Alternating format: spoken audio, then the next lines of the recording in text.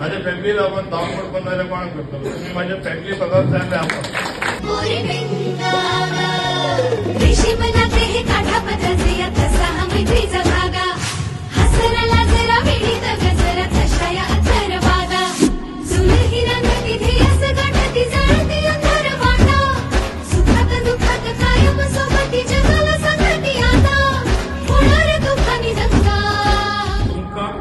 Talent असतली म्हाका तरी खात्री आसा आणि आम्ही हे करून दाखया.